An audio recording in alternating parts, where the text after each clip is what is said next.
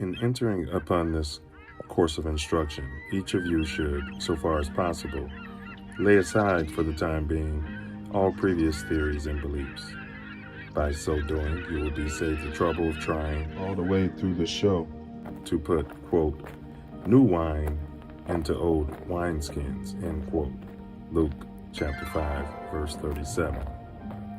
If there's anything as we proceed which you don't understand or agree with, just let it lie passively in your mind until you have enjoyed the entire show.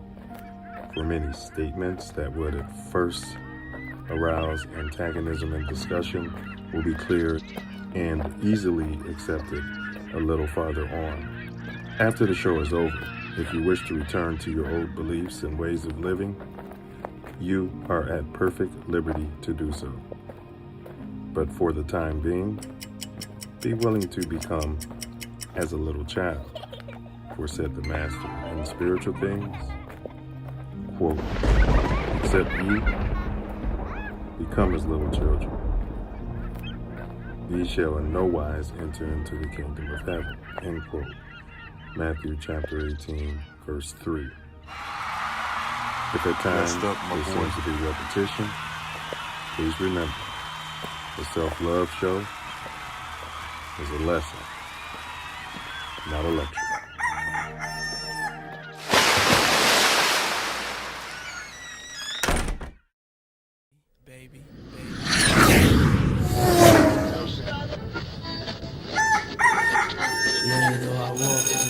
I'm not saying I'm going to rule the world or I'm going to change the world, but I guarantee that I will spark the brain that will change the world. And that's our job, is to spark somebody else watching us.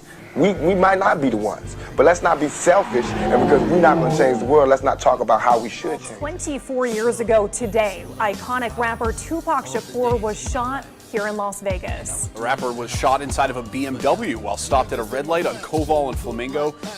We all know the story. He then died 6 days later. The shooting happened after a Mike Tyson fight against Bruce Sheldon at MGM Grand. And then there was a brawl inside of the lobby right after that fight. Tupac was in the car with Marion Suge Knight, who was grazed by a bullet. No one has ever been arrested for Tupac's murder.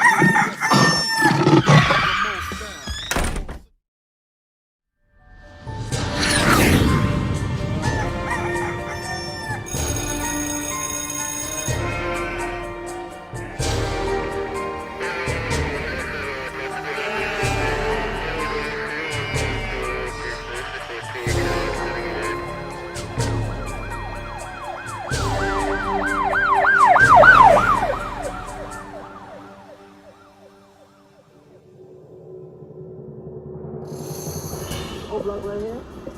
I should call this shit no block. It's 10 o'clock. Where the fuck y'all niggas at? This is what y'all wanted me in Chicago. O block right here. I should call this shit no block. It's 10 o'clock. Where the fuck y'all niggas at? Niggas ain't outside. It's only 10 p.m. Where the fuck y'all niggas at, blood? O block right now. Where we at? Tell you something, man. This is Nino Brown, man. I'm live on O block right now. Where we at? This O block. I'm from Miami. I just want to tell niggas, man, we gotta stop killing each other, man. Yeah, this shit ain't about nothing. All that killing shit, we gotta work together, man. Stop killing each other, my nigga. I had to come over here and tell niggas that shit, my nigga.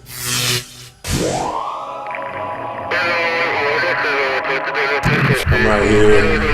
See where I'm at. I'm out here. Black Star Line cigars. For grown man. On some grown man stuff. And to the PDs, stop doing that killing. Please, stop doing that killing.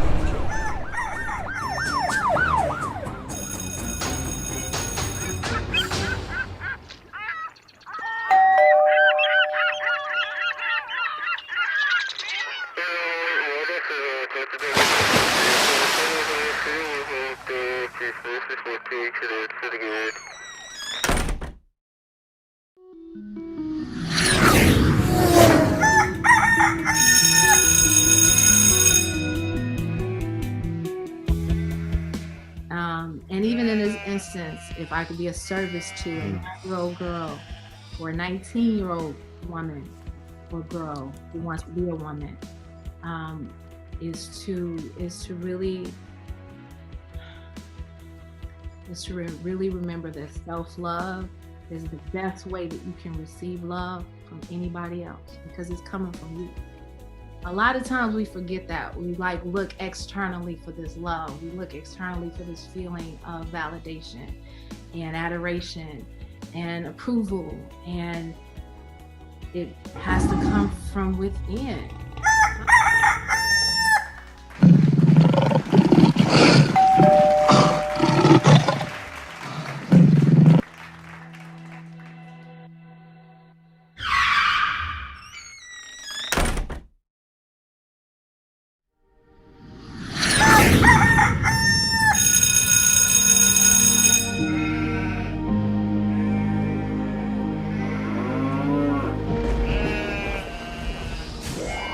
This is your last chance. After this, there is no turning back. You take the blue pill, the story ends. You wake up in your bed and believe whatever you want. You take the red pill, you stay in Wonderland. And I show you how deep the rabbit hole goes.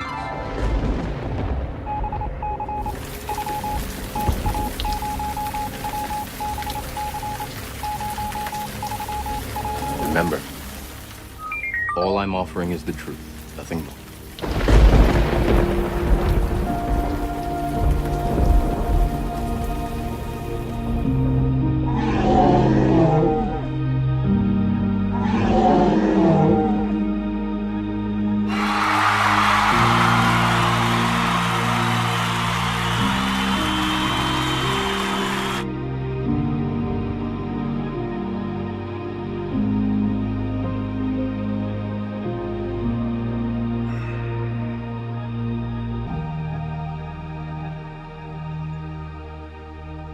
Chi-Town, stand up.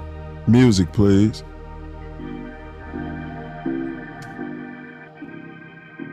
I'm just a kid from Chicago. Self-love vision. Much better. I'm just a kid from Chicago. What down, what down, what down. Welcome to Chi-Town's very own I'm just a kid from Chicago. The Self Luv Show, where the achievers are checking in daily. We got two models around here. Model number one, on earth as it is in heaven. Praise be to all the ancestors. Big ups to my mama Sky. Model number two, as above, so below.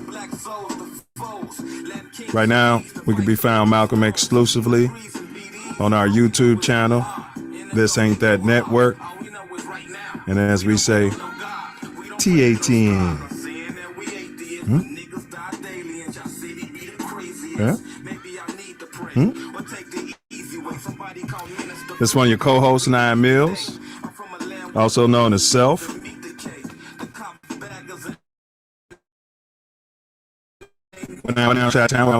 Repeat after he.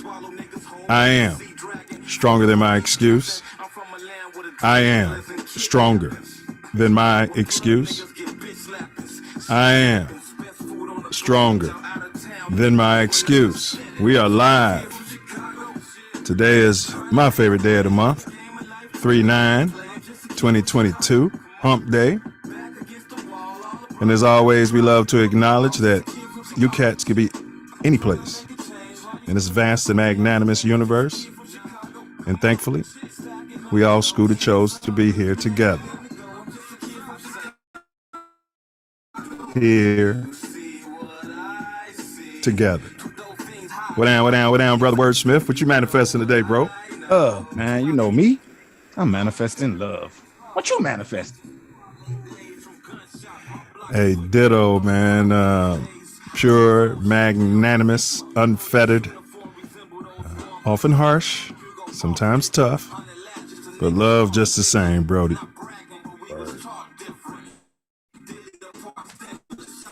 Yes, sir.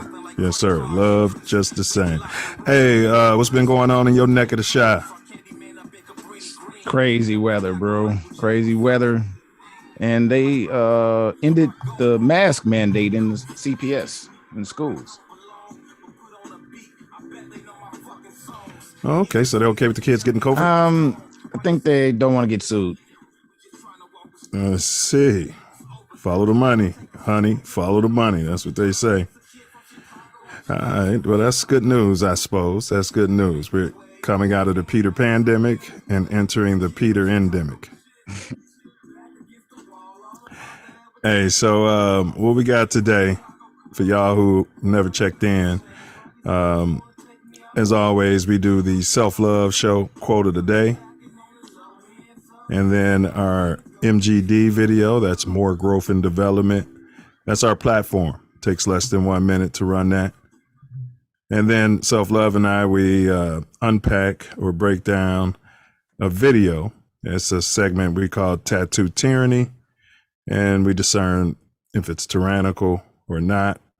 Of course, we have our riddle, which is the dome teaser. We'll let you know the riddle shortly, and then we'll give you the solution at the end of the show. And then, of course, the topic today, we got a very high-achieving young man from the south side of the city. So it's our Black Achievement Series. And this one is titled Life After College. And, we're very proud of this brother. He's doing his thing. Then, of course, we end it with my personal favorite part of the show, and that's Wordsmith's final words out there. And that's where he goes off the top of the rip, top of the dome. Nice poetical fashion, and summarizes many of the words that were shared on today's show. But first, we got announcements. Self Love, you got some announcements, bro? Like, share, subscribe, hit the bell, share it far and wide. Let's get this information out to the people. Facts. Ditto. And the only announcement I had is what he said. Subscribe. If we can get, when we get 101 more subscribers, myself and my better half, we're actually going to skydive out there as part of our Face Your Fears project. So we got to get this number up to 500, and then I'll videotape us doing a skydive, and we'll post it right here on TATN. So, and if there's anybody out there, we do have a marketing specialist in the building. So we'd love some input from you. If you guys have any questions in the chat, this is fully interactive. So feel free to put a question in, as long as it's respectful. We'll relay it to our honored guest tonight. Also, let us know what city you're checking in from, state or city. So I'll throw it to Self Love so he can handle his business. As you all know, we need your help to grow this organically. So like, share, subscribe, share with like minds. It's of the utmost importance. And we're going to show the Moor Growth and Development platform that we're building the Self Love Nation off of. But before that, we have the Self Love Show quote of the day. Doing business without advertising is like winking at a girl in the dark. You know what you are doing, but nobody else does. Once again, doing business without advertising is like winking at a girl in the dark. You know what you're doing, but nobody else does. Stuart Henderson Britt. That was very apropos. Facts. Silverback Moor Growth and Development platform. Number one, repair our nation via reparations. We demand our silver back. Number two, to connect our breadwinners with our activists. Number three, show an accurate depiction of African American Chi-Town. 4, to shine a light on positive influence. 5, heal our community one person at a time. 6, to provide an unfiltered platform for our influencers. 7, recycle the black dollar. 8, to provide mentors for the mentorless. 9, to close the gap between us and our pink kinsmen.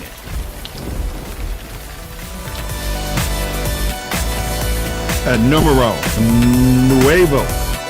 Nuevo.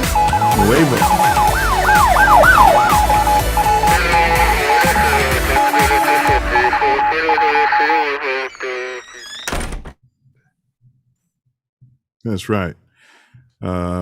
What's number 10, self-love? We must protect our women and children by any means necessary. Facts. Any means necessary. Don't hold back when it comes to the women and kids, right? Facts. That's right. Stand up and man up. Brother Johnson, wait in the cream room for a minute, and we'll get right at you. Yeah, we'll get you in shortly, Noop. All right, so self-love. Last week, Wednesday, if y'all missed it, we did a live show entitled Gun Rights, Wrongs in the Black Community. I suggest you guys go back and check it out. I thought it was rather poignant, if I do say so myself. Facts. It was very expansive. It spoke on a lot of topics and within that subject matter, and you should go ahead and check it out if you haven't seen it. That's right. You can do a YouTube search, Gun Rights, Wrongs, and just type in TATN, and it should pop right up for you. All right, man. So, bro, did you see the big story on the preschool juvie? No, I'm pretty much unplugged. That's all right. I'm sure our crack production staff's got it queued right up for you. Rosh, thank you. We are following a developing story from Pembroke Pines where police had to be called to an elementary school because of a disruptive student. And when officers got there, they say a teacher was unresponsive and needed immediate medical attention. Local 10's Joseph Ojo is live with what he's learned. Joseph. And we have learned that it was a 5-year-old student that could be facing some serious trouble after allegedly battering a teacher here at Pines Lake Elementary. This incident so bad that it left that teacher unresponsive. She had to be placed on a stretcher and taken to the hospital. 5-year-old? A 5-year-old could be facing some serious charges after allegedly battering a teacher. It all happened Wednesday at Pines Lake Elementary School. I can't make this up. The up. police report says it started when a 4-year-old and 5-year-old began throwing things around the classroom and at teachers, along with flipping chairs. The teacher radioed for help. The report says the first officer to respond saw the teacher sitting on the ground against a wall, appearing to be in a faint state. The officer tried holding her up, but she was weak and dazed, and the teacher was coughing and dry heaving. Paramedics would also show up to find the teacher unresponsive. She was placed on a stretcher and taken to Memorial Regional Hospital. Police tell us the 5-year-old was not arrested, but the incident report says the child could be charged with aggravated battery and causing bodily harm. And the principal did send out a letter to parents alerting them of this incident that did happen on Wednesday, adding that the school's campus was secure during this incident. As for what punishment, if any, that will be handed down to that child, we are still working on getting that information. In Pembroke Pines, I'm Joseph Ojo, Local 10 News. Joseph, thank you. Okay, one question. They haven't shown the picture of the potential alleged criminal. Right. Would you imagine that he's a little white 5-year-old? It's gotta be. Well, he's gotta be, but he's not white. They wouldn't show a 5-year-old anyway. Yeah, I don't think he's white. If he was white, they wouldn't even be talking about charging him with charges. He's 5 years old. They're talking about charging a 5-year-old with charges. What did he do to Does make it matter? an adult faint? I mean, what could a 5-year-old? I don't understand. Right. Well, it was a special needs class, and I know the teacher is a pink lady. I think maybe she popped too many pills, allegedly, or something of that nature, is looking for a reason to get a law. I mean, but the story here, in my opinion, is that you heard them. He could be facing serious charges. He's 5 years old, Self. That's just What are you going to put him in timeout? What are you going to do?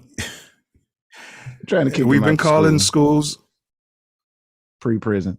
He's 5 years old. Yeah. We've been calling schools pre-prison pipelines. They're not trying to kick him out of school.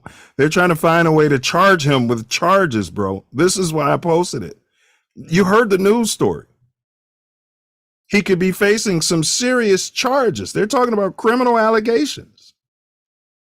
Oh, that's crazy. Tyranny? Absolutely. Yeah, so I saw a later video where they said that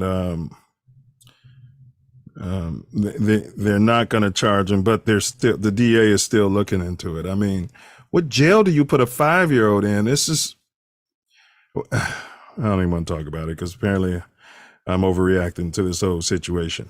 All right, let's move on. You're not, because it's sickening. I mean, what the hell are they doing? And what could a 5-year-old do to an adult that I'm not getting that part.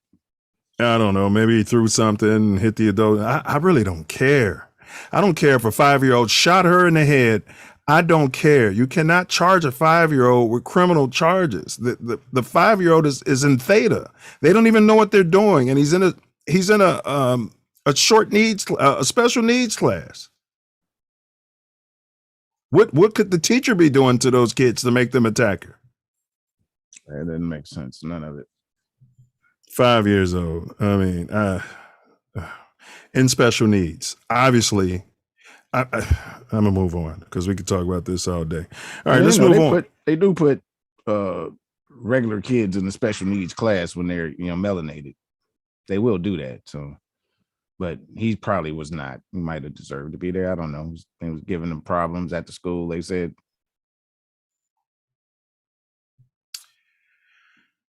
He's 5 years old. Criminal charges. I have never heard of anything like this. But let's get to the dome teaser. This is our riddle, you guys. And we're looking for the proverb. We're looking for the euphemism, the saying. Feel free to enter the answer in the chat if you have any skills in such an area. But the riddle is this. An excess of individuals skilled in the preparation of edibles impairs the quality of this soup.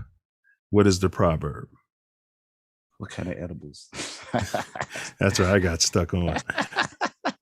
An excess of individuals skilled in the preparation of edibles impairs the quality of this soup. What is the proverb? Got thumbs up out there? Oh, yeah. All right, you guys, if you think you know the euphemism, type it in or else self-love's going to win again. All right. Yeah, he's got it. He got it. All right, so let's go ahead and shoot. He just typed it into our personal chat, you guys. He does that as a confirmation so we can timestamp that he got the answer without Googling it and without getting it from the chat. All right, so Self, enough of the appetizers out there. Let's quench the Self-Love Nation's thirst.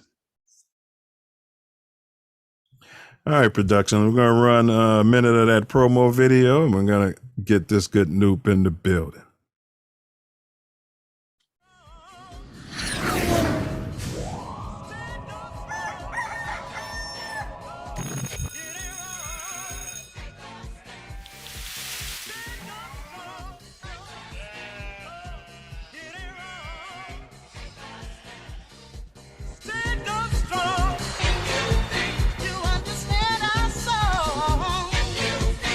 Post-graduation life is crazy.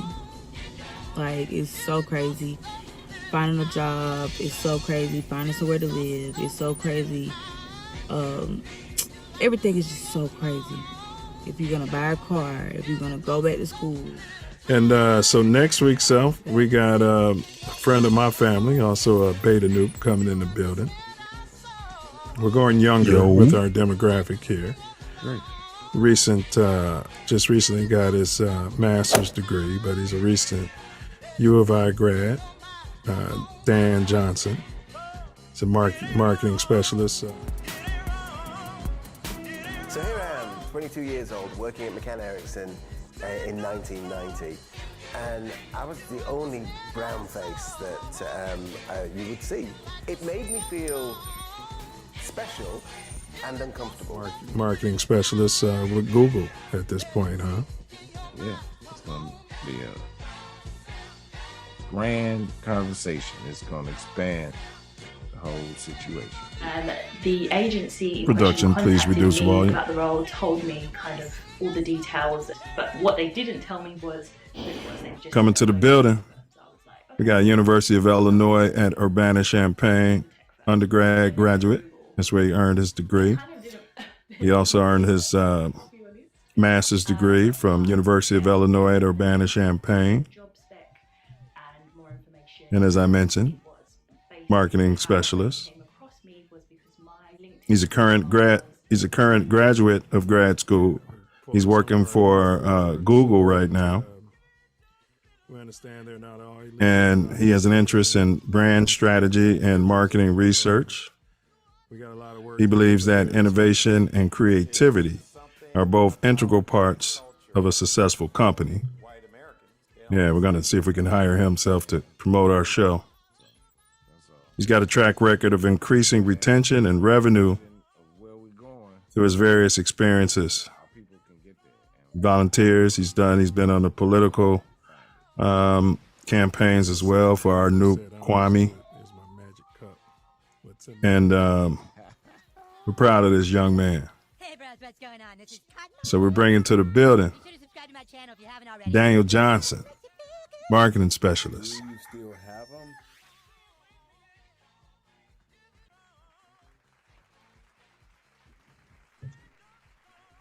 You can cut that.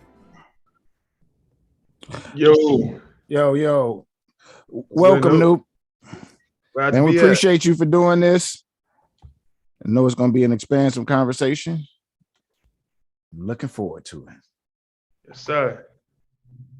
Brother Johnson, what's up, good Noop? It's good, Noop. How you feeling? Hey, God is good, man. I see my growth every day and my development, and I'm blessed. I appreciate you asking, bro. For sure. Easy. Hey, before we get started, I pinned the link in the chat. We're about recycling our dollars, and if we're going to be out there spending money anyway, why not spend it with our people? So if you go to noscrubsco.com, so that's noskrubsco.com. I pinned it at the top of the chat, so you can scroll to the top of the chat. It's where self-love is the best love. I love that. And self-care is never selfish. Man, that's awesome. So they have lots of products: lavender love bar soap, hot toddy body butter, brown sugar babe bar soap, and much more. So is there anything you want to add to that, brother? It's a close friend of mine. She's really in tune with furthering this Black health overall. So Black skin health, Black mental health as well. So just know that if you do choose a product or donate to this cause, you're giving to someone who cares deeply about our community. So just want to reiterate that the money is definitely going to a good place. Appreciate that, and that's always good to know. All right, so one thing we do, we had a lot of hubbub as usual at the top of every show. So normally, once our honored guest, just yourself, jumps in, we like to jump right into it. But before I begin, I do want to let you know what our platform is about. We have a saying that until the lion learns how to write, the narrative will always glorify the hunter. Right. So, when we look at television and other mediums, we see certain handpicked people from our community, giving talking points. But this is our opportunity to give our own talking points. And, who knows, your kids can probably get this in the blockchain, 150 years from now, and they can hear it from the horse's mouth, so to speak, what was going on, what your thoughts were, how you were perceiving society. So that's why we do this. So the first segment, Brother Johnson, is we get into early life. So when and where were you born? And when we go off camera, we're just giving you a close-up. For sure. Yeah, so born and raised Chicago, South Side. And if there's any other Chicagoans in the chat, I grew up in the Roseland neighborhood. Born and raised, I went to school at U of I as well, so never too far from Chicago. It's my home and always will be. Can you briefly describe what it was like coming up in Roseland, and what time frame was that? Would say up until around you got into high school. Okay, yeah. So I would say definitely growing up in Roseland, it had its challenges, but there was also a sense of community. I played baseball at the baseball field, literally in the community as well. So I would say since I was about 10 to when I went away from high school, I was really active. And being active, also comes with its challenges as well. I definitely ran into a few, mishaps with, the community, people in the community, even a few run-ins with law enforcement. My mom went through a bunch of stuff back then. We were growing up as well. So I would say it definitely molded me. It made me more humble, and it definitely prepared me for life after that. So college, pledging the best frat in the world, Kappa Alpha Psi, and Yo. also now. All right. So you played at Roseland Little League, huh? Yeah, played in Roseland Little League. From there, I played for the Chicago Cubs RBI team, and then a few other travel ball teams. But it all started in Roseland. What position were you playing, bro? I played center field, and then I messed my knee up, so I moved to first base after that. That's what's up. That's what's up. Yeah, they put the athletes in center. Once you blow your knee, then they're gonna have you running around that thing. So you mentioned mom, and obviously she's one of the elders. Can you discuss not necessarily your mom's messaging, but feel free to. But the question is written: discuss your elders and or ancestors, how they were interacting with you, and any lessons or colloquialisms that you remember that you might care to share. Yeah. So I'll definitely start off with both my parents. So my mom and dad. I would say from day one, they literally instilled in me that you can do whatever you want, big or small. I guess it's no task you can't tackle. But I've seen my parents make a lot out of nothing, right? Sacrifices, building a home and providing for me when they didn't really have much for themselves, and I've always thanked them for that.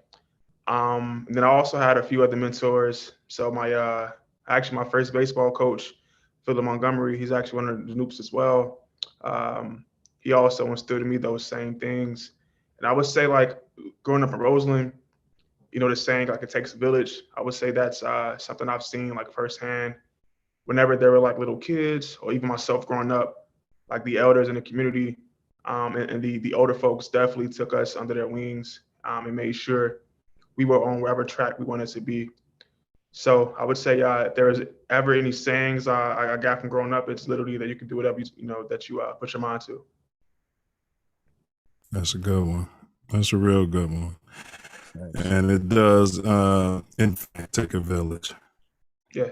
So, any interactions with non-Black people as you were coming up in Roseland, in your younger years, for instance, Native Americans, the Jewish, or pinks, and self-love and iron races. We can't refer to white people until they live up to the definition of what it is to be white, pure, clean, and that.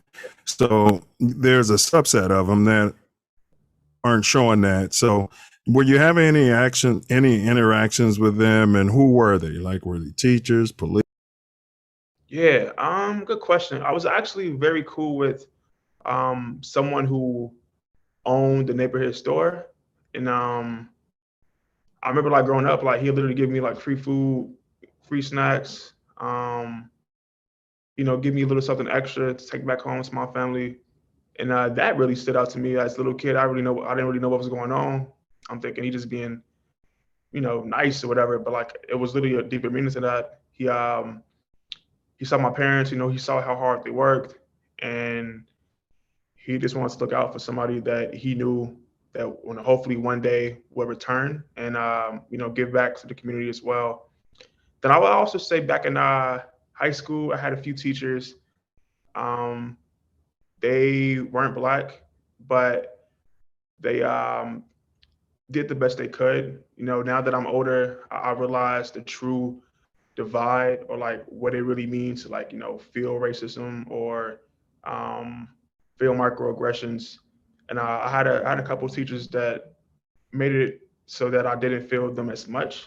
But as I think back to those times, I definitely experienced some, but I had a few teachers that made it at least manageable, and someone that I can confide in. Okay. Were there any, did you have any white neighbors, any white people live in your community? Nope, no white neighbors, all Black, probably a few Hispanics, but probably like 90% African American. Okay. Okay. Who was the first U.S. president that you remember? That I remember, I'm gonna say Bush. All right. You're talking about the younger Bush, right? Younger Bush, yeah, younger Bush. George W. All right. Yeah. All right. So, if any, what were the interactions with 12, as the youth calls it, or with police like back then when you and your baseball team would be walking to the park carrying bats to play or whatever? So you hit it right in the head. Like, we had bats in our hands, and for some reason in my neighborhood, most of the cops that patrol it, they weren't Black. So you see, I guess they saw a bunch of kids with bats in their hands, and they decided, these kids must be up to something, even though we clearly all had the same uniform on. You know what I'm saying? It was clear where he was going. So sometimes they just call trouble. They pull us over. They'll stop us from practice and literally search our bags. And it made it real uncomfortable. And I'm not gonna lie, growing up, I had a really hard time dealing with police officers. I didn't really have any positive police officer experiences. All I saw was negative. So, of course I gravitated towards that. I've never personally been in handcuffs, but I have a bunch of friends who have. I got a bunch of friends from back then who were, wrongly accused of things I know they didn't do. The police know they didn't do, but it was an easy target. So, to be honest, it took me a while to actually trust law enforcement. Yeah, and you mean illegally searching your bags? Illegally, yeah. Yeah, I'm wearing a Warriors vest from the movie The Warriors. You ever seen that? I haven't, but I've heard of it.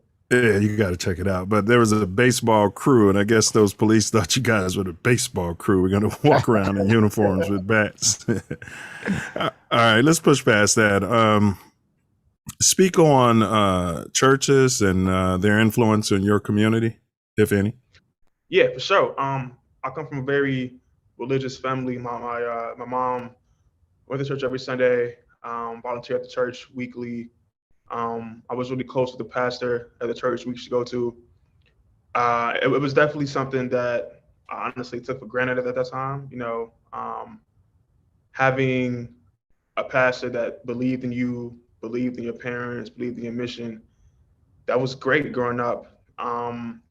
And I can think back to multiple New Year's celebrations, Christmas celebrations, where in the middle of Roseland, this pastor was able to ignite and unite so many people, because from where I grew up, London town, there's people that don't get along, for whatever reasons. And for some reason at these churches, it all went away. It was like that was a sacred place where you go and you'll be safe no matter where you're from, no matter who no matter what color you wear, whatever.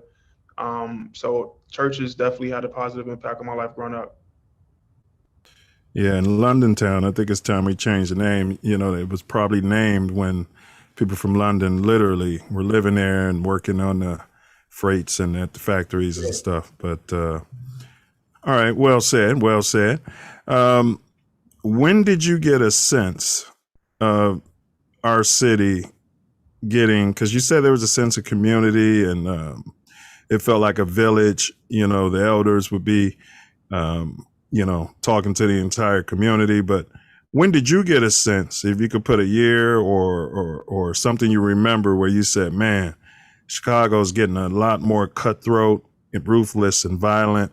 And what do you think led to that? If I could give a year, I would say when it all clicked was probably 2012. So my sophomore year of high school. Because growing up, I just went with the flow. I didn't really have a clear sense of like why things was happening. But as I grew older and had more conversations, it kind of clicked for me. And I guess the reason why is honestly I don't know. I think Chicago is it is one of the most segregated cities in the world. So in my opinion, like when you push so many people out, you take resources from them, you limit, where they can go or where they feel safe or where they feel welcome. Like if you have all of that bottled in, I think it's only a matter of time before it explodes. And I think Chicago unfortunately exploded at the wrong time, and I'm not sure how to fix it. It's something that I think about a lot because Chicago, and especially specifically Roseland and London Town, is what I call home. So I've been going back and forth with, how or what I can do to help that out. And so far, I have nothing. So if there's anybody in the chats that are, or as within that space of like community building and further development areas like that, I'll be happy to connect. Yeah, it's big ups. Yeah, and you mentioned poverty. That's what Dr. King was speaking on quite frequently. That got thrown under the table.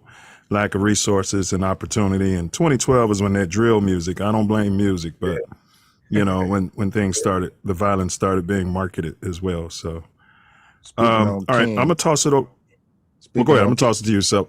Yeah, speaking on King, when he when he started talking about ending the poverty and coming for our check, they killed him right before that could even take place. A couple of weeks before, what have you. No, did you lose anyone to violence, drug overdose, prison, alcoholism? Yeah, I lost a few aunties to alcoholism. Lost a cousin to drug overdose. I got a host of cousins that then been shot. Violence has definitely plagued my community and plagued my family. So yeah, I know I got some experiences firsthand. No doubt. May they rest in peace. That's man. So whom do you credit for teaching you how to move effectively on the South Side? I see my brother and my older brother and my dad. For whatever reason, they was always one of those two people who nobody in the neighborhood messed with. So I just wanted to be with them because I know when I'm with them, nothing gonna happen. So yeah, I would say for sure my dad and my brother. All right. So we're just gonna check the chat. Taja Sherrill said, "Hey y'all, hey baby."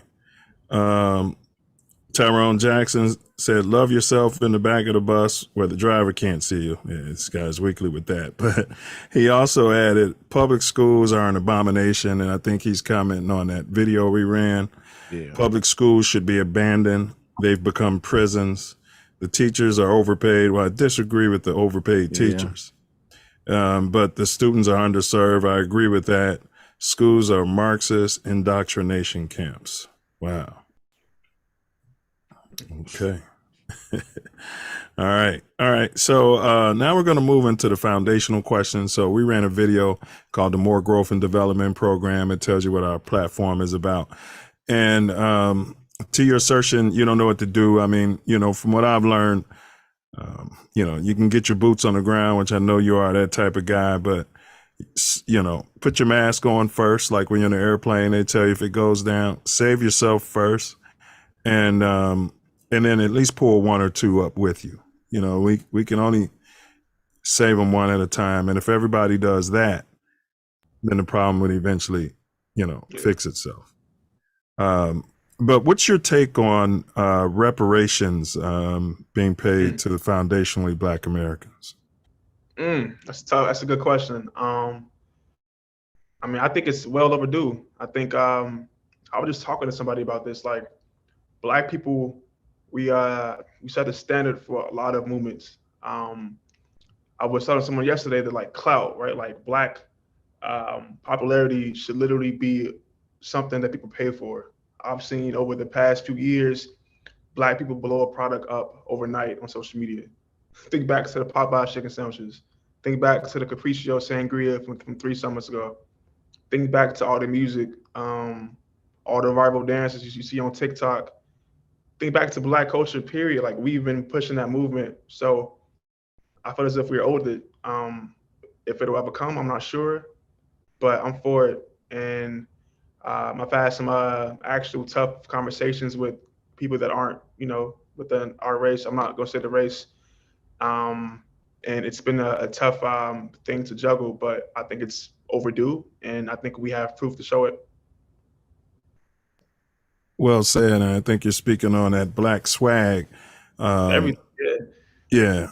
My ship, Marlon, I'm gonna link you up with him. He's super huge. He was on the show, but that show got deleted, unfortunately. But he's the guy, like when you see Backwoods all over the place, like he's literally in charge of Backwoods, Swisher Sweets, and other things, marketing it. So I think he'd be a good person for you to link up with, Marlon Hubbard. Yeah. Thanks. And then for the reparations, I mean, they found money for those COVID checks and all of that. They find money for wars, but can't seem to feed the poor. Tupac. Yeah. Thanks. Yeah. And a whole lot of money for this situation, the white on white crime.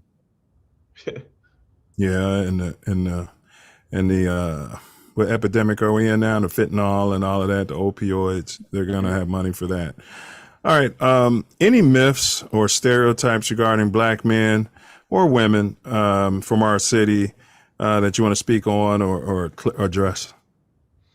Black stereotypes. I feel like, especially inner city, I've witnessed this firsthand in the corporate world, that people that aren't us assume that we aren't hard workers, that we don't belong in these spaces, or that we're looking for handouts. And I would say those are like farthest from the truth, especially, handouts. If you're from the city of Chicago, from these neighborhoods, you know that you never had a handout. Like you have to work for everything. Nothing's given to you. Everything is hard earned. And that's something I try to show even in my daily life, as I navigate these spaces that, wasn't meant for me, and showing that, we belong here, and that Black people are as, smart, powerful, determined, willing to work as harder, if not harder, than our counterparts. Yeah, they like to say we're lazy and eating chicken and watermelon and and disrespectful to women and everything like that. So there's a whole bunch more we could pile on. Well said, bro. Well said. All right.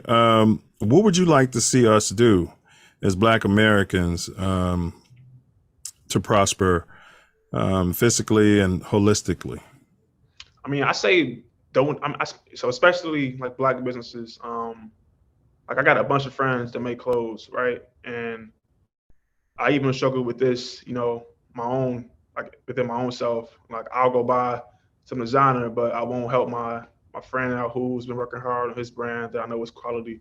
So I think if we as a community if we could rally behind our own products, keep the dollars flowing within our own community and what we have to offer, you will not only be helping your friend out or your peers out, but keeping that dollar within us, right? Like within our cycle.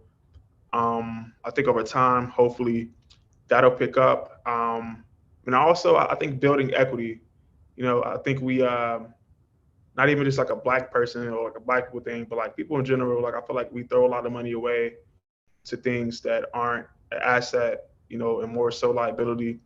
Like I've been teaching my friends and talking some more about stocks, stock options, the metaverse, owning property, flipping property, and making sure like things are solid at home before trying to expand further. Yeah, we have an awful saying. It's not tricking if you got it. It's tricking if you're tricking it. I mean, it's tricking if you're not spending it with your brother or your sister. Yeah. Self Love and I, we point out that, like these big businesses, these empires, McDonald's, Monsanto, and stuff like that, they really don't do nothing. They might build a gymnasium and buy some baseball uniforms, but when you think about the trillions that they're making, it's really nothing. Yeah. We put our money in the 401k program. I'm not saying take all your money out of 401k. I'm just saying we put it all in there, and they actually reinvest less than 1%. Those funds reinvest less than 1% in our communities. So even by doing that, maybe we can take half of our 401k proceeds and believe in ourselves and start our own businesses and start corporations and things like that. So that's just some food for thought. Go ahead, bro. No, just agreeing with you. Yeah. Okay. All right. Well, you covered the next question. We were going to talk about recycling black money. You hit that. Are you currently mentoring anyone, and do you currently have a mentor? Yeah, so I'll speak with the mentor piece first. I definitely have a few mentors. I chat with them each and every day, whether it's, a random like hello text or if I need advice. I feel like mentorship is definitely important. And I think that's also something that we tend to overlook. And I also have a couple mentees within my field of marketing, within like the corporate space. And then, of course, I still look out and give back to the chapter, Greater Beta chapter, with any advice or wisdom. Yo. All right. Yeah. Mentorship is huge in our book. And, there's many of us who, weren't fortunate, to maybe have that village you talked about, or didn't have, the mom and dad, who were of the right mind. So, they're just blowing in the wind pretty much. Yeah. All right. I'm going to throw it to Self Love. He's got some questions for you. What can black men do to protect our women from being murdered, kidnapped, and trafficked at an inordinate pace? Man, that's a great question. I think first and foremost, treat women like with respect. I'm seeing, even like within people that I know, like I've seen countless times, men, they'll say derogatory terms to their women, or that a woman that's in their lives. They'll not be protective, right? Or I guess like they won't assert themselves the way they should be if they see something that's going on. And I think black men, we've actually created a scenario where, unfortunately, our women may not feel as comfortable around us as they should, right? And if they can't trust us with actually like nurturing them, protecting them, being here for them, who are they going to trust? And I think it all starts with us. I've been listening to a bunch of podcasts on this topic as well, so it's actually fitting and ironic that you asked me that. And I'm actually thinking about starting my own podcast about that topic as well. Like, how do black men make black women feel like more empowered, more protected, and more loved? I know yesterday was National Women's Day, so I took it upon myself to literally text a bunch of black women in my life that was important to me, had a positive impact on my life, and really deserved that recognition and that love. And I think it all starts back to like, think of a woman like, your mom is woman, right? Like, you wouldn't want anybody to do anything to her, but you can't think that and then turn around and treat your girlfriend, your ladies, or random women on the street with disrespect. So I think it all boils down to circling back around, and once us black men know that black women, like we're what they have and they have us, then I think the relationship will hopefully get better. Well said. Well said. Yeah, for sure. What's your take on Black Lives Matter? For it, I'm with all the smoke, as they would say. I think we've been silent for a long time, and it's coming. It's. I mean, I don't want to say it, but I think it's to a point where we got to start. Well, not start, but we've started to. Well, let me take it a step back. We've been marching, right? We've been demanding these equal rights, and every year it's the same cycle. You know, another innocent black man is killed. Another innocent black man was wrongly identified for doing whatever crime. Another black community was targeted and mistreated. So if these corporations, right, like if the cops aren't for us, if the government isn't for us, if whatever these other groups aren't for us, we should be able to have our own group where we promote what it means to be a black life and that our lives matter. And I think our counterparts take Black Lives Matter as if we're saying everything else doesn't. And I feel like that's not the case. We're just saying that it's been proven over the last 400 years, 400 years that our lives don't matter to you. So we take it upon ourselves to show that they do. Whether that's through marches, you know, whether that's through social media protests or campaigns, I'm for it. You know, I've marched myself over the past 2-3 years down within these downtown Chicago streets for the same cause that it seems like, you know, our ancestors did as well. And guess what? Like nothing has changed over these past years. So we got to keep fighting, got to keep striving for what we know is right. And hopefully, and I'm not sure when, but things start to change. Yeah, I would say when I first heard the moniker Black Lives Matter, and then I would get pushed back at the water cooler, you know, all lives matter. Yeah. What we're saying is Black Lives Matter too. That's what we're saying. Black lives also matter. Man. Yep. You know. So we're here with Daniel Johnson. He's a marketing specialist with Google. He's promoting a company called No Scrubs. That's with a K. Love it.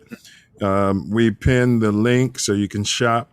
The glow is always there with No Scrubs. No Scrubs is an organically handmade brand with a pinch of black girl magic and holistic herbal infused tropical benefits for the skin, body, and spirit.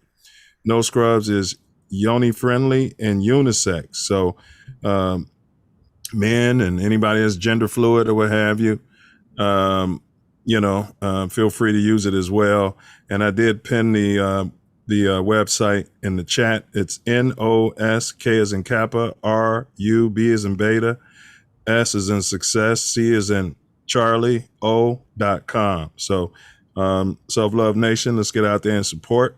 And if you don't use it, buy it for someone who does, because these are products we run to CVS and Walgreens and spend our money on, and then they don't spend any money or limited money, within our communities. Yep. All right. And then so Self Love, if you have nothing else for this half, we'll shoot it to the second half, bro. For sure. Once again, I just want to thank you for doing this. It's expanding the nation greatly. Appreciate it. Appreciate having me.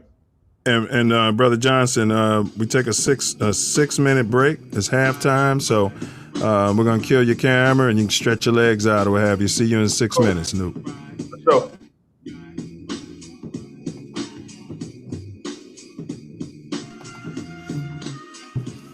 It's halftime.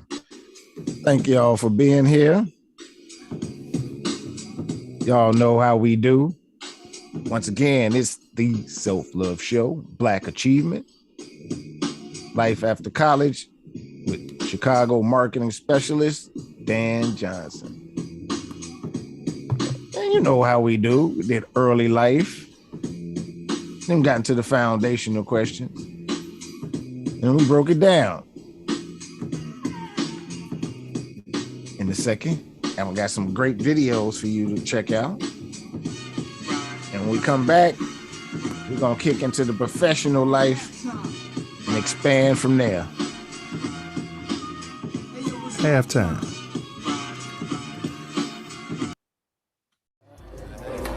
That's a good mouthpiece. Yeah, it's a good one. Shout out to mouthpiece. Yeah, man. I just say thumbs up to Kwame Brown. Yeah, big ups, big ups. I just gotta say that stand your ground, Build your platform, figure it out, and keep growing, brother. Be safe. Protect yourself. Yes, sir, because Guard your much grill. real. Wear your mouthpiece. Man, don't forget, because white supremacy, but yeah, fear ain't nothing but an illusion. Man, great word, Self. Anything else to add to that before we throw it to Ace? Nah, man, just much appreciation. Keep pushing forward. Grow yourself. Well said. Ace, anything you want to say, and then anything you're gonna say? I like what Self did. You want to say something directly to the little homie, to the big little homie, Kwame as well? Well, thinking about all of the messages that he's been putting out this week, I'm just hoping he gets to the point that he's trying to get to. He's touching on a lot of subjects that mainstream medium doesn't want to talk about. He's talking about the destruction of the black man in media, the destruction of the black athlete in media, and why is it being carried out by these black sports reporters and so-called activists? I mean, why can't we build our own platform and build up our own race and our own people to the point where we're not tearing each other down every time that someone comes on television, on their podcasts, or just finding a way to destroy the integrity and the careers of people that have done what they could to take care of their families or take care of their mothers, or just to take care of their communities. So hopefully this message comes across and it pushes back on what has been going on. It has this week in the form of apologies from everybody that wanted to throw some smoke his way. And I think you're going to see a few more apologies in the upcoming days, just to get this guy off of them, because he's speaking the truth. It may not be in the politically correct way that everybody wants to hear it, but he's speaking the truth. So hopefully this brings upon a new era in black media.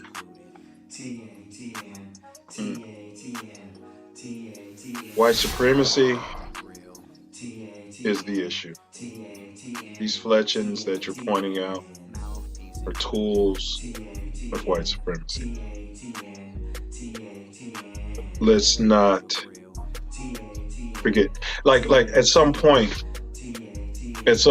when we go after our own and all we do is go after our own, I feel like that's the equivalent to 12 going after the lumpen proletariat, the small level dope dealer, low hanging fruit. The victim, correct. The low hanging fruit, correct.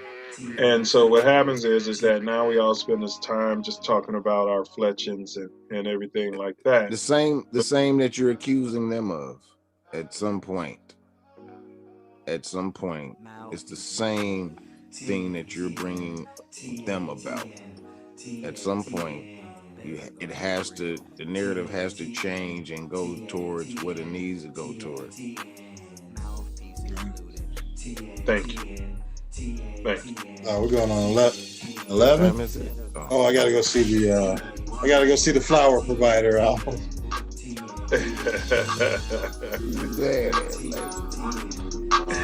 Hey, so what we do, you guys make sure y'all thanks for checking in. Yeah. Hey, and make sure you guard your grills, knuckle up, and don't forget the mouthpiece.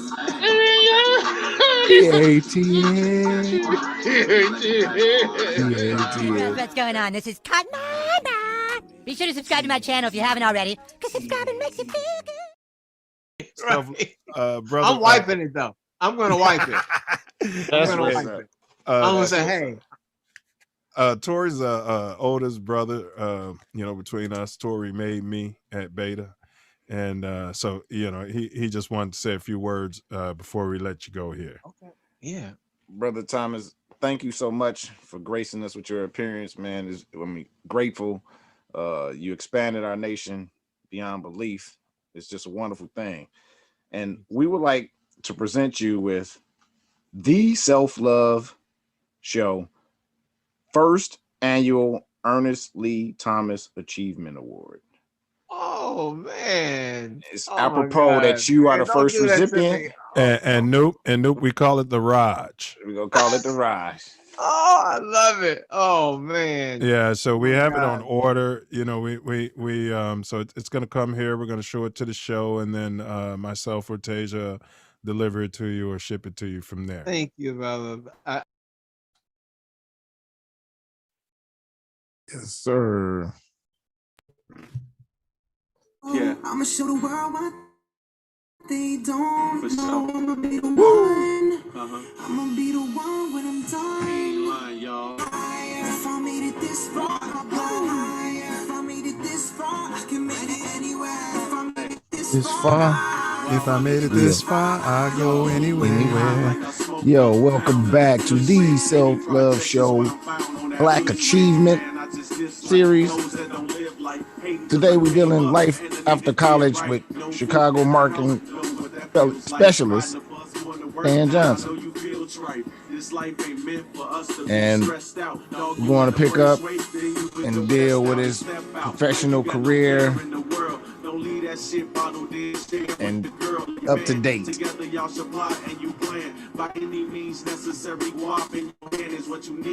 All facts. Big ups to Trife Mac. He's from the Chicago All-Girl Gardens.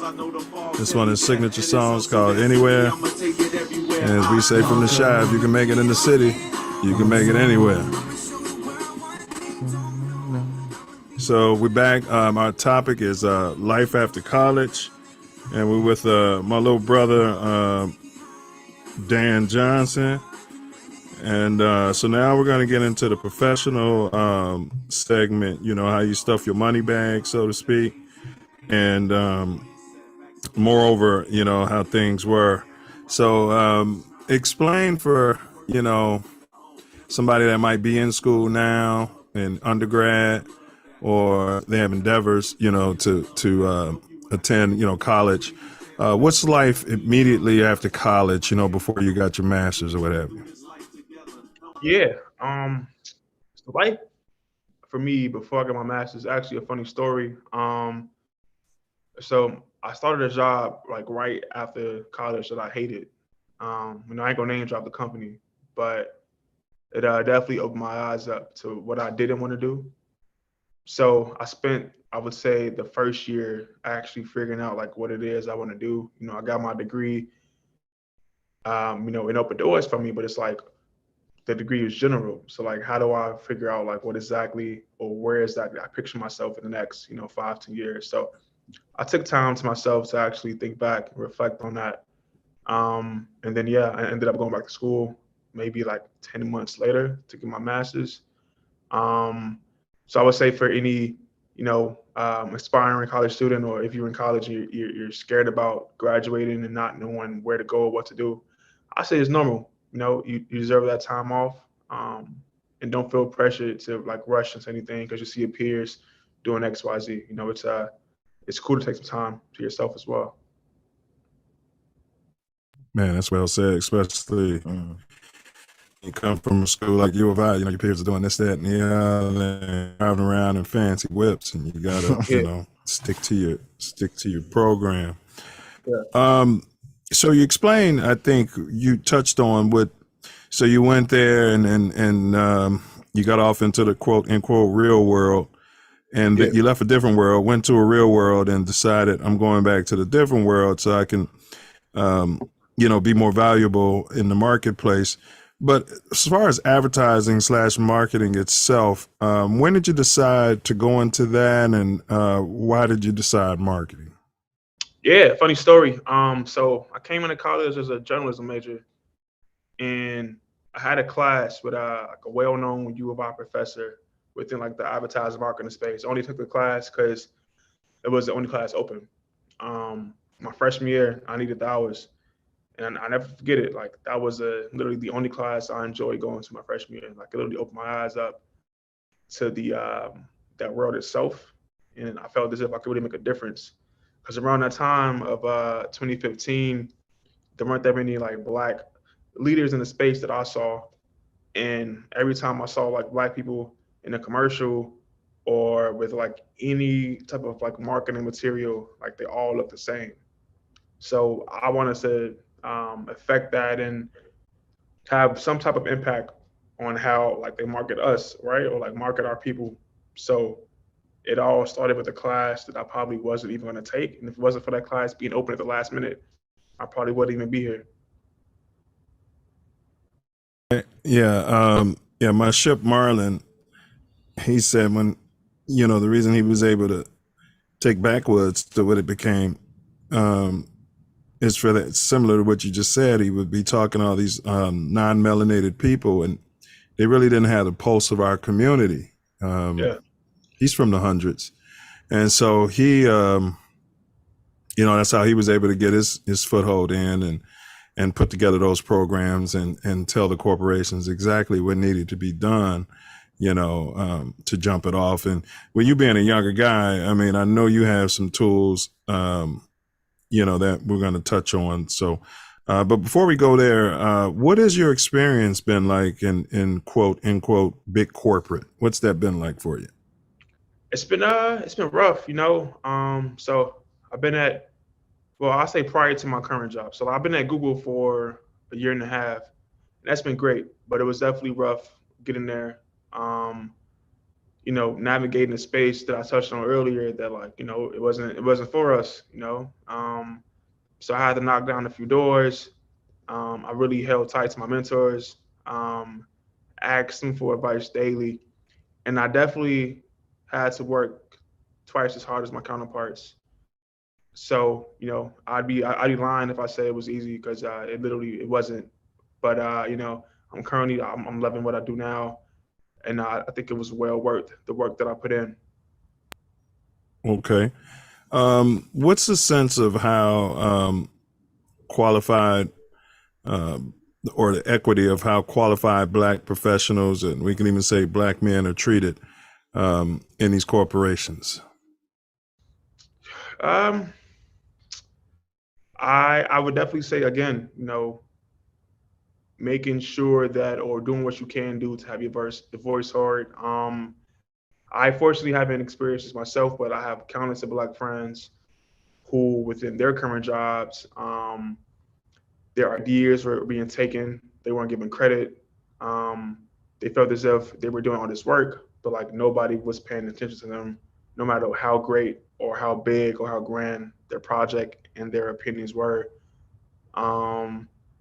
So it's definitely tough. And I know I keep saying this, but like our counterparts have made it feel, that these spaces weren't for us. And I think it's important for us, our ancestors and the current generation now to continue to knock down those doors so that people that come in after us, they have it a little easier, right? They have a little easier like navigating the workspace, making sure the voices are heard, opinions are heard and actually taken into consideration. So it's definitely tough, and you got it twofold, right? Like you got to think back to you're in this position, but I'm sure you know people that aren't. You got friends from back at your old neighborhoods who may feel as if you changed, or may feel as if you aren't the same because you're in these spaces that they aren't at the moment. So that's why it's also, as you mentioned earlier, it's a good thing to give back, and when you make it somewhere, at least reach back and try to bring some people with you as well. Well said. We got H. Moultrie in the chat. He has a daughter at U of I right now. He said, "Good job, bro. You earned your degree and you're working." He said, "Nice." Appreciate it. All right. Explain, yes, sir. Explain how you currently earn a living, what skill sets and or degrees were necessary to do the same. Yeah. So I have my undergrad degree in advertising marketing, and I have my graduate degree in branding. And currently, I just joined the APMM program at Google, which stands for Associate Product Marketing Manager. So the gist of that is our engineers, they have these products. Specifically for mine, it's the ads marketing product. And my job and my team's job is to take that product and create all the messaging, strategy, positioning, to the world, because the engineers, right, they can make all these great things, but it's up to the marketer to actually craft that story and make sure that it's resonated with consumers. As you ship with backwoods, like, they can manufacture, like make that product, but if it's not reaching the Black community or if it's not reaching the smoker community, that product is just going to sit on the shelf. So like, how do you think about ways in which you're going to resonate with your targeted demographic or your consumers? So that's basically what my job is. All right. Well said, by the way. And then how did Google nab you? How did you, how did you go after them? Did they go after you? How'd that happen? Yeah, it was a crazy story. So I was literally sitting at my computer, and I got a random email from a recruiter, and I thought it was fake, to be honest. It was like, hey, we think you'll be a great fit for XYZ position at Google.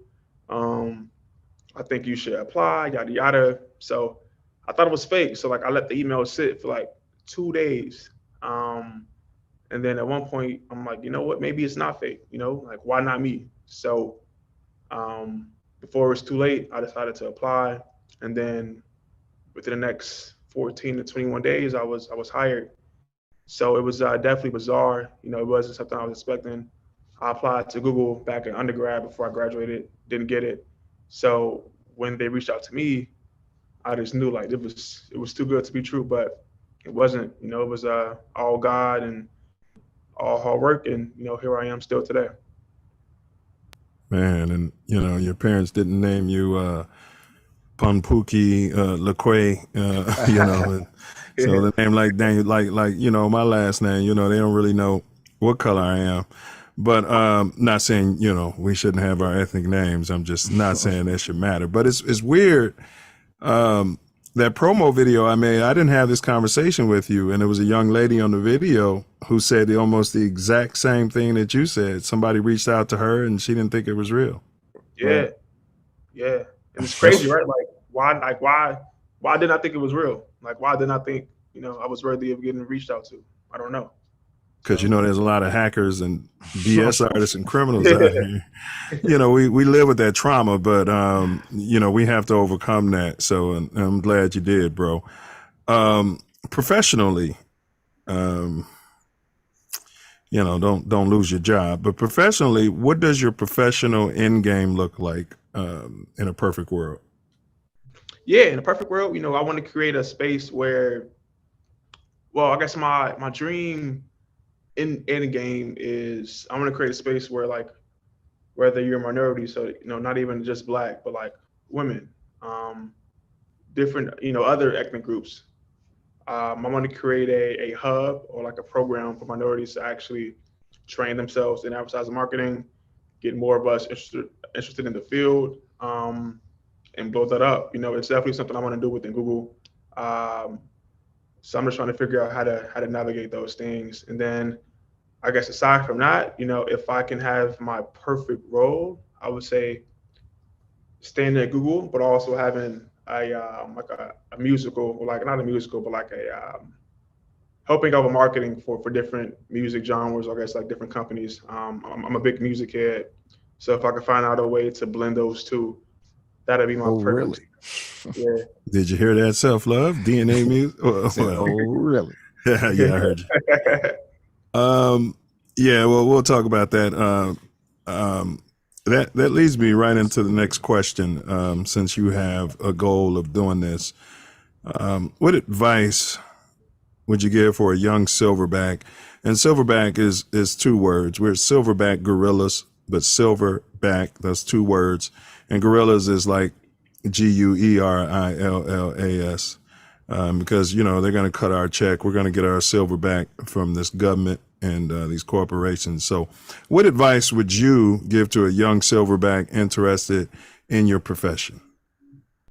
Yeah, I would say definitely don't be discouraged. Because I know I was, especially with the company like Google or other tech companies as well. I think it's easy to fall into this cycle of imposter syndrome, right? Like where you think that you don't belong, they made a mistake, you're not doing enough, etc. Um, and if I can talk to any young person, I'll tell them like, you know, you are enough, you're doing the right things, you deserve to be in whatever space you are in. And now that you're here, you know, make sure your voice is heard. If you have an opinion, don't be afraid to speak out. You know, no matter if you may think it's quote unquote dumb or the wrong thing is to say, I promise you it's not. And then I will also say networking. Networking is literally the key in my opinion. You know, you never know who you might meet on the streets, at the store. And if you have already existing connections, make sure you keep up with those. Because in the advertising marketing world, like people move around a lot. So you never know when opportunity may present itself in whatever city, in whatever company. Um, and also hold on to your mentors. And once you have a mentor, be sure to give back. I think it should be a cycle. Somebody helped you rise, um, and then you also help them as well. Actually, one of my first mentors was a beta noob, Andrew Harris from 2010. He took me under his wing right after I graduated. And Yo. mind you, that's like a 9-year gap, right? So he saw something in me, and I'm going to make sure I'm going to give back and give the same type of support that he gave me as well, being a young graduate. Man, it sounds like some great advice. And I would add to young men and women, when you speak out, what I've learned over the years, there's a time and a place and there's a way to do it professionally. So you don't want to go about it where keeping it real goes all wrong. You don't want to bring it from don't frame it negatively. You know, you want to frame it positively. And I've learned to say things, have we taken a look at doing this? Because what's happening, you know, and they'll listen, because most good companies who've been in business a while, they want to make that bread at the end of the day. They want to make that bread. So, and do it where your ideas can't be taken. And so they'll have times where they're asking for input, and don't sit there afraid to speak, as this brother just said. So, do you have any endeavors of embarking upon starting your own marketing firm? Yeah, I mean, definitely. I would say it's something I thought about. Maybe not my own firm, but I do, you know, as I spoke a little bit earlier, I do want to create a space where like minorities feel comfortable within the marketing field, right? So like whether that's a firm, whether that's just like a nonprofit, like a mentorship program, it's definitely something I've thought about. Not sure when that'll happens, you know, or how do we navigate that? But like, I do want to create a space that where minorities feel comfortable actually embracing, you know, what it means to be a marketing and advertising professional. All right. Now, I don't ask many yes/no questions, where we have a yes/no segment, but this isn't it. But if you were a Caucasian male with the same qualifications, do you think your career trajectory would be different? That's a good question. Different? I wouldn't say different, but I'd say I wouldn't have had to work as hard as to get where I am today. I think I would have been in the same position, but I would have got a lot more sleep. I would have had to make a lot less connections. I would have been less stressed. So I definitely have to work 10 times harder than my counterparts, but I'm here with them as well now. So Facts. Facts. Yeah, you sucked it up. Yeah, Self Love. He sounds like those stories your ship Drew be telling, man. Yeah. I got in there and I just got it done. Got in there, I got it done. I just got it done. There 20 hours a day, and yeah. Man, and I came home and I worked 20 more hours. Yeah. So, hey, but you know what? He's working. So, how has your support been from Black First, meaning the Black community, meaning your coworkers? How is that camaraderie? Because I'm sure, at Google, there's not many. You know what? So the Black chapter, so like we have like BGN, right? So it's called Black Google Network. Each city has their own chapter. So Chicago chapter, for example, we're pretty deep and we're pretty close. We really look out for each other with like providing any other resources, trying to create like a home away from home,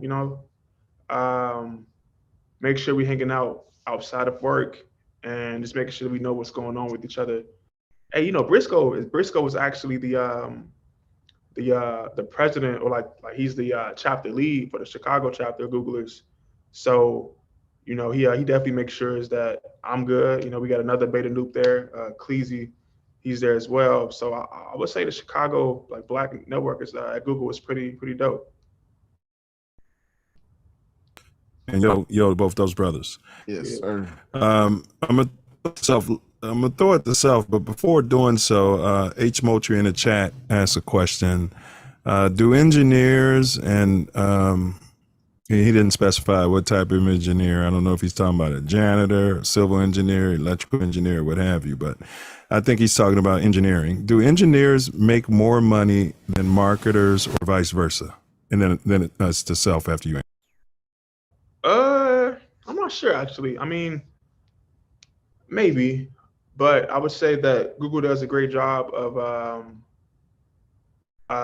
equally compensating folks, for their work. So I'm not sure if it's more or less, but what I would say, if you have someone that's interested in the field, interested in Google, no matter what their field is, they'll be well taken care of. So. Yeah, and Self, before you go, I want to add that too. And Brother Moultrie, if you do what you love to do, you'll never work a day in your life, and the money will come to you. You just got to be good at what you do, as you know. And there's engineers who are unhappy with the funds they're making.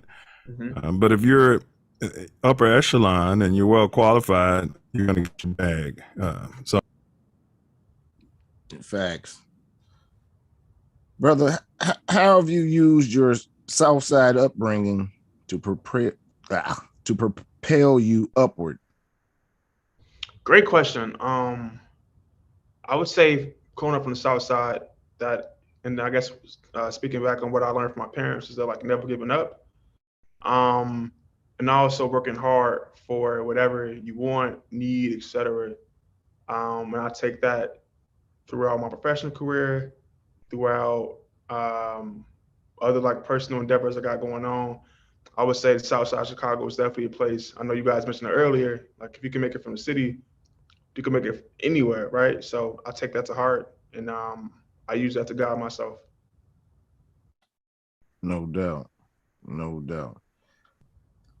Excluding yourself, whom do you attribute your success to and why? My success, I would definitely say, again, my parents, mom and dad.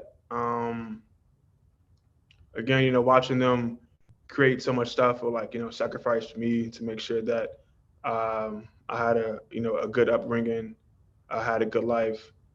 That definitely is always in the back of my mind whenever I'm working through my professional career and doing what I love, because I want to make sure that when I have kids and I have a family to look after, that I give them the same love and the same resources, and the same nurturing that my parents gave me. So I would say like that really is what drives me, like making sure that I'm living up to my parents' standards and giving back to everything they've sacrificed for me and making sure I make them happy. Yeah, not bringing shame to the family name. Look at that rhymes off. There's a hook somewhere in that. And, keep achieving, man. There's definitely a hook in that. You guys, please like, share, subscribe.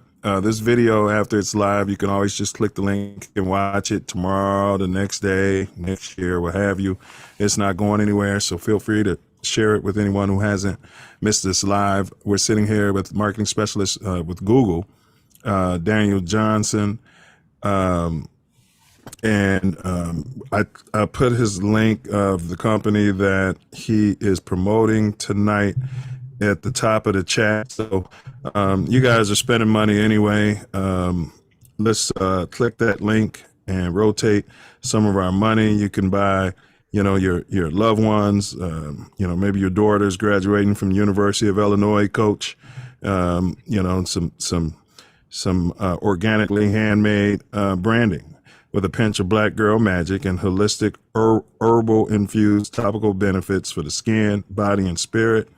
The website is NOSKRUBSCO. That's noscrubsco.com. And you can just scroll to the top of the chat. It's pinned in the top of the chat.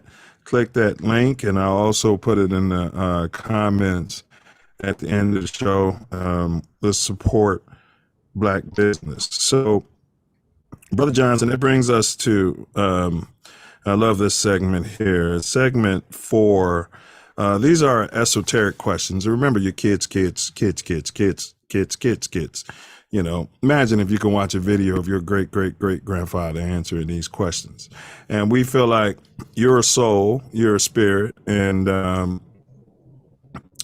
so your answer is just as valid as any other soul or spirit that ever walked this earth. So here we go. This one's called the Self Love Time Machine.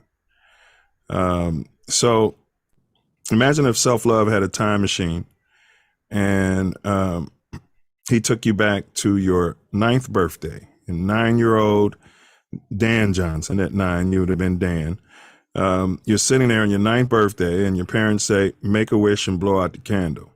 And your wish is, I'd like to meet my adult self. So your 9-year-old self blows the candle, and now you're whisked back there in a moment of time. What advice would you give a 9-year-old? Yeah, that's a great question. Let me think a bit. I would say never get complacent. The year 20, like when I was 9, I never envisioned the year 2022 being what it is from like a personal standpoint. And also thinking back to my parents and the area I grew up in. So I would say to that 9-year-old Dan, like, don't get complacent, keep working hard, and believe in yourself, right? I spoke earlier about imposter syndrome, about navigating these spaces that probably wasn't meant for us. And it was plenty of times where like I wanted to give up, where I wanted to do something else, where I felt as if like I wasn't doing the right thing or in the right space. So, as I was tell that Daniel to keep persevering, keep fighting through it, and eventually everything will click. Like don't be in a rush, don't compare yourself to your peers, don't take social media to heart. I think social media has ruined relationships, expectations, etc. I can go down the whole rabbit hole on social media. So I would also tell that young Dan it's okay to disconnect, take a break, self-reflect, go to therapy. It's okay for Black men to cry, have feelings, talk about what's going on in their lives. Like don't bottle everything in. Make sure you reach out to your community, your tribe, and utilize all the resources you have available to you. You hear it? Any 9-year-olds out there? You hear that? That's sound advice. Yeah, social media, man. You notice it blows up right after we get our income tax checks back. Everybody likes to post pictures when they're out having lobster and steak dinner and they're wearing their best clothes. But they don't post when they, are having the ramen noodle and the hot dogs, Yeah, it's literally, that's what I'm Yeah. talking about. All right. Yeah. All right, bro. Can you recommend a book for the Self Love Nation? The Alchemist by I think his name is Paul Cello. It's about finding your true purpose. It's a fictional book. It's not that long. It's about, I'm gonna say, a little under 200 pages, but it's a great book with a great message. And then if fictional books aren't your cup of tea, the 48 Laws of Power by Robert Greene. That book is about different, I guess, sayings or values that Robert Greene has learned and how it navigated or helped shape his life and give him the quote unquote power to be his own person and hold his own values to heart. There's also a remix to that book called The 50 Laws of Power with 50 Cent. And I think that one takes an interesting spin on a black man, a black mogul, a black figure who took those same laws of power and shifted them a little bit, right, and fit his narrative. So I know there was 3 books, not one, but I think they are definitely all needed.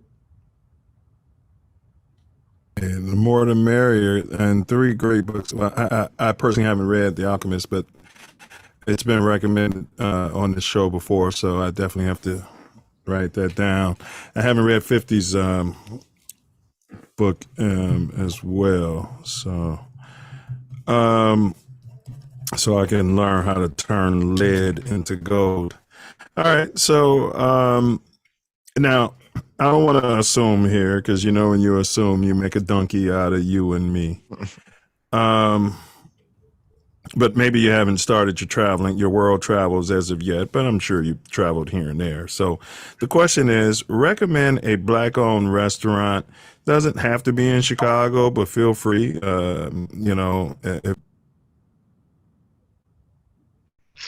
Black-owned restaurant. That's a good question. I would say check out. I'm blanking on her name. It's called the Burro Bar. It's near, I'm gonna say near South Loop ish. They got a great brunch. A great food selection. And it turns into like a little club atmosphere. At nighttime. We'll spend all this money at the other brunch spots. Or buy a section, buy a table at other spots. But I think Burro Bar is definitely one that's affordable. It's not too far away. Like, it's a easy commute, I would say. And it's black owned with some really, really good food. I think I had it was like lobster, shrimp, grits with like something else. But when I tell you, it was the best grits I ever had in my life. So if the owner is somehow sees this,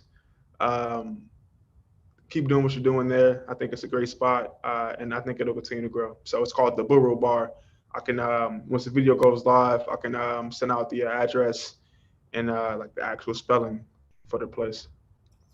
All right. Did they have a good cocktail serving or a Scotch list? Good cocktail. Yeah, I'm a whiskey guy. I got some whiskey right here. I'm a whiskey and Scotch guy. So they had a nice. Got my magic cup right here. Yeah, no doubt. I think they're on 21st. Yeah. Oh, you had it, Self? I haven't had that. I was talking about the Bureau Bar. It's been a number of places because they do have great food and it's a great atmosphere. I haven't been to the spot on 21st yet. Yeah, 21st. Yeah. All right. Well, H. Moultrie said he would say to his 9-year-old self, it's real easy to do what's wrong. It's what you don't want to do. and it's hard to do right, which is what you do want to do. That's what he would tell his 9-year-old self. All right. Okay, so these are our quick hits. These are yes, no answers, and of course, you can pass. All right. We're not, we're on the internet, we are live, but it's yes, no, or pass. If you pass, we won't hold it against you. We only hold passes against you when we play the game at the end of the show. So, is there a God? Yes. Have you personally, Daniel Johnson, ever seen anything supernatural? No, but I felt something. Qualifies. Have you ever seen a UAP or unidentified flying object? No. Have you ever seen an alien? No. Did human walk on the moon during the Apollo mission or at any other time in human history? I believe that. Yeah, I'll say yes. So here's our magic box question. Imagine Self Love gave you a magic box, and it's beautiful, ornate box. It has a singular button contained on the top of it.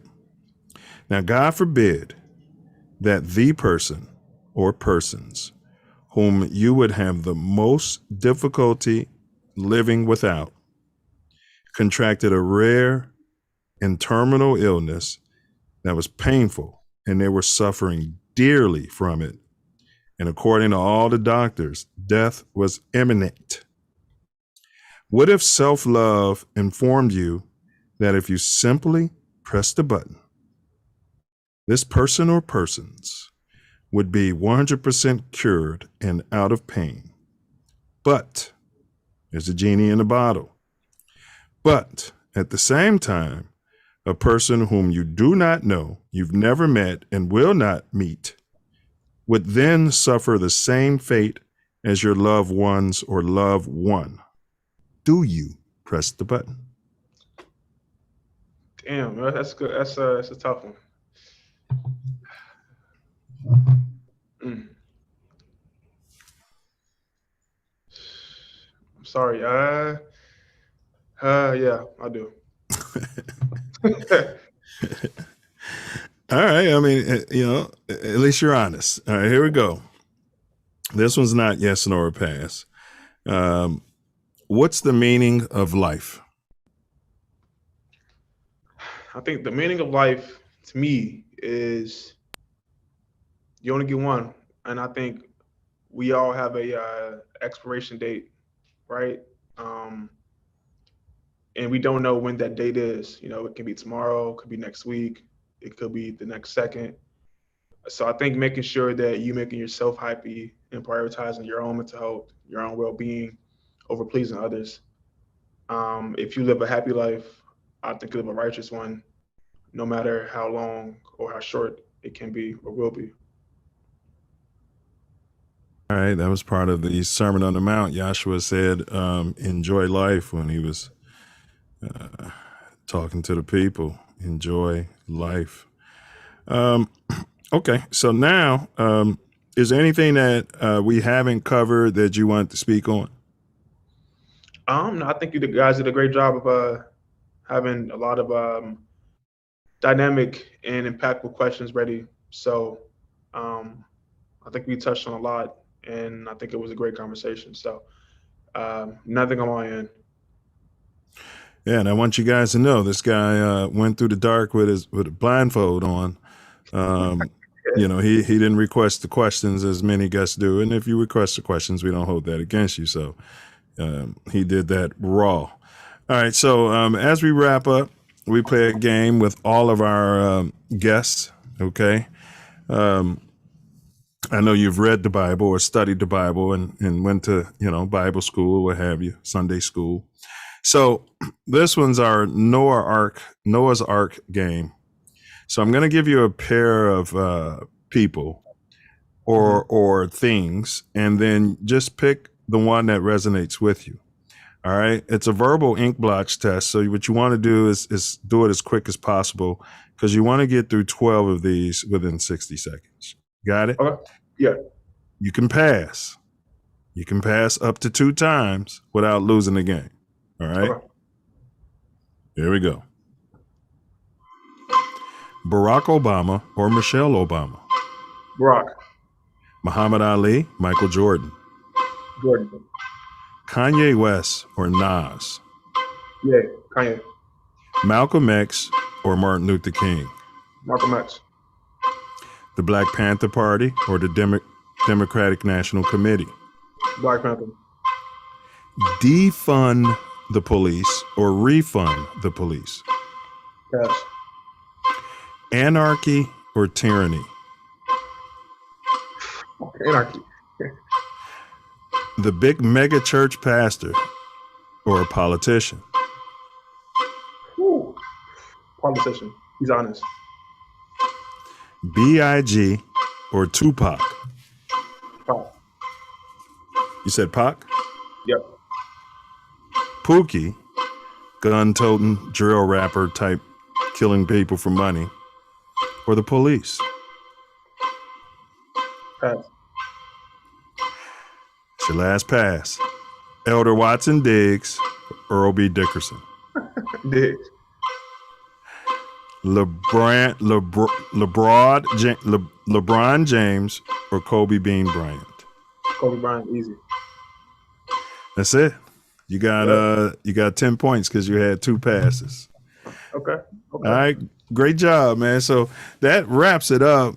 You got any big ups or shout outs you want to give? I mean, I say shout out to this podcast. You know, it's I tune in a lot. You know, to the various different folks who have on board. I think it's definitely something that's needed. You guys do a good job of having a range of individuals from younger, older, experience, not experienced, etc. And it's really Black centric. It's I've seen it's rare you find it on YouTube and different platforms. So, shout out to you guys for doing something good. Appreciate that. Hey, I know I'm going to be reaching out to you for some sort of marketing plan. Maybe I'll get a Zoom call with you and Marlon. I have some money allocated for it, man, so you can stick something in your pocket. But we got to come up with some way to, get this message out there. And I'm sure Self Love will be reaching out to you on the music side too. Yeah. So yeah, keep it coming. Off the bat, I would think it's like a social media page or something to resonate with the younger demographic would definitely be much needed. So yeah, I'm always a call away noob, So if you need anything, holler at me. Appreciate that. Self Love, you got anything for this noob? Thank you. We appreciate it. It's came from the heart. Yeah. It's information that is needed. Let's go. Let's grow. Yes, sir. Yeah, man, and we appreciate your time. I know you got a busy schedule and everything, so we don't kick any black men out. We for damn sure don't kick any Kappas out, and we for damn sure won't kick any beta noobs out. So show yourself out, young man, and we appreciate you, brother. Keep achieving. Oh, appreciate it again. Yo. Don't get complacent out there. Yeah. I know. All right, yo. Magnanimous, huh? Absolutely. Love to hear from the younger generation. Love to hear from the younger generation. Expansion of thought. Facts. He's got the same blood running through him that is, well, not the exact same blood, but some of the same blood that his great grandfather and grandmother had. It's a mixture, but some of it's there. Yeah. You know what I mean? Man, great. Boy, that's like 65 people, 64, 72 people. I don't know. You know what I mean? Depends which one it is. It got to be the right one. It's some in there. It's got to be some. It's got to be some running through his veins. You know what I mean? Because it won't disappear. When you say blood, you're thinking DNA. It's, he's got to have some DNA from his great grandfather and grandmother. He has to. Some of it, but definitely more from his direct. Oh yeah, definitely. Great grand. Yeah. Oh, yeah, definitely. Guess all of them have to have some of that through the other one, so that's why Yeah, it is. it might be watered down, but your kids would have some of your DNA. Yeah, they have to. All right, man, but yeah, that was fantastic, bro. And you guys, that was Daniel Johnson, and he's promoting.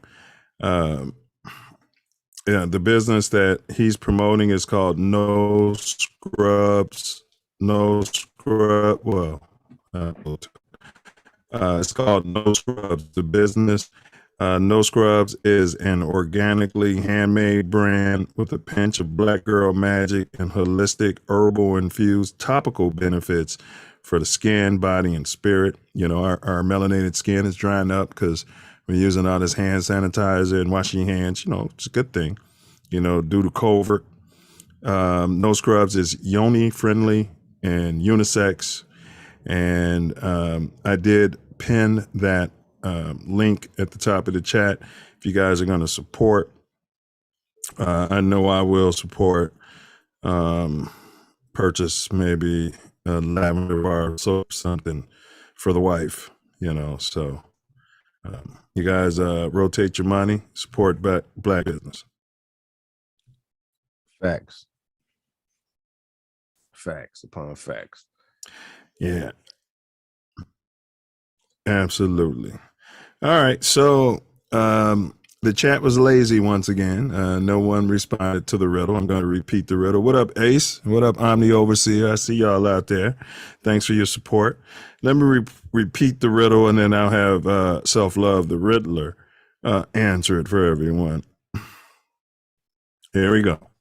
An excess of individuals skilled in the preparation of edibles impairs the quality of this soup.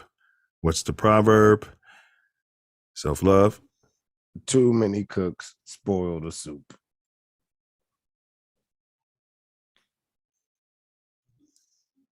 Yeah, we'll take it, but it's technically too many cooks spoil the broth. Oh.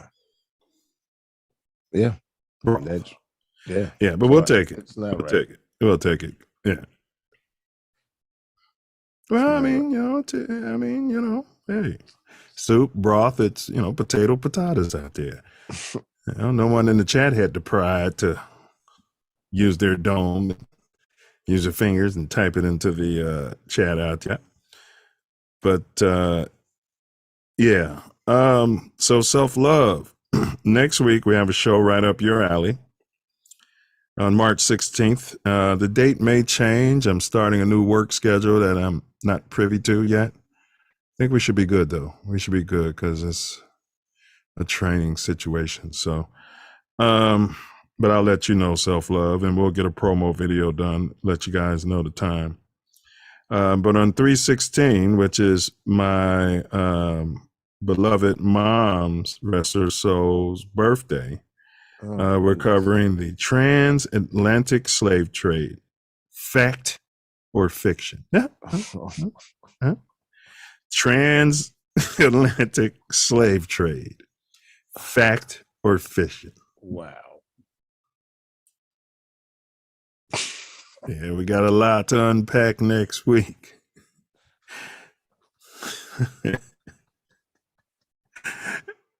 And everybody, make sure you check in tomorrow. We played a sample. We played a clip from Mouthpiece Included. That's a show where we discuss politics. That's sports fused with politics. We played a little clip of that during the break. Tomorrow at, 9 p.m. Central. It's about an hour show. Tomorrow's show, since we didn't do it last week, will definitely run a little longer. We just go through the weekly hot sports / political topics and chop it up. And it's an open mic. Anybody can click the link. If you got the cojones and you want to join and talk live, we welcome you, Hanso. Yeah. We welcome you. You better But guard your don't grill. forget.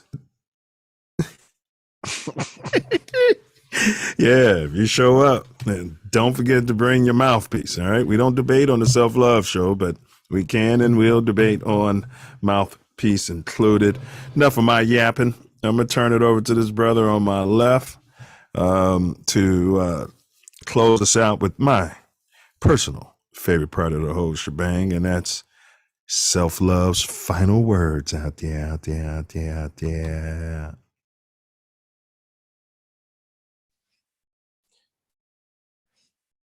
It's great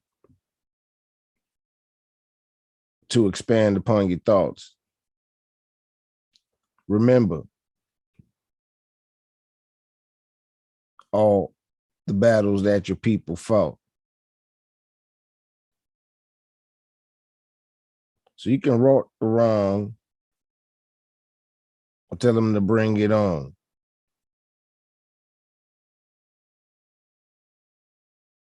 Or change to a different song.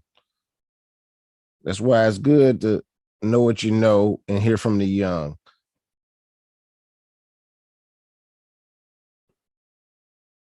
Because it can be just like a new sprout been sprung. Some new water to drink from the well.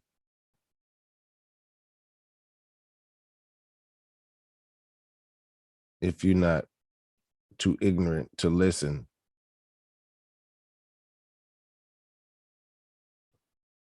Because we got a whole lot that we all been missing. And it ain't all gonna come together by wishing.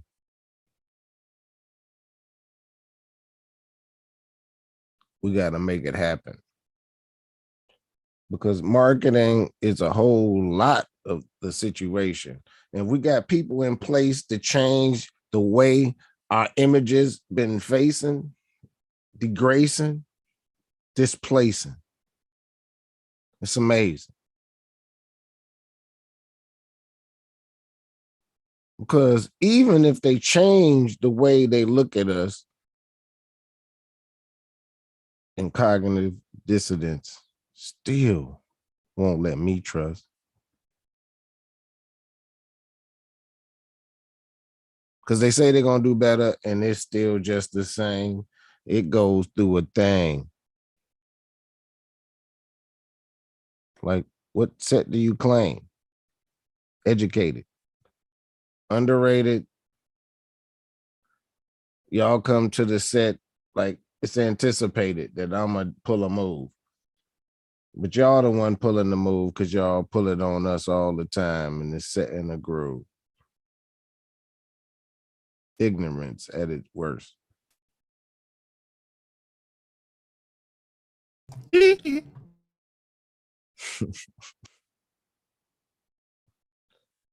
Don't burst it. Let's work it. Images first.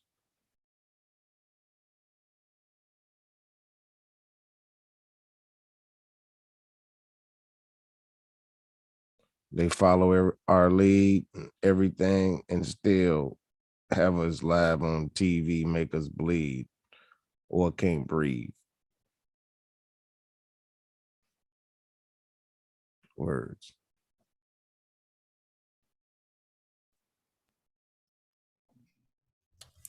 Fantastic. Well said. Fantastic. We got Killer Priest, Wu-Tang. So we're going to close out on. This one is called One Piece, The Exorcist. Big ups to Killer Priest.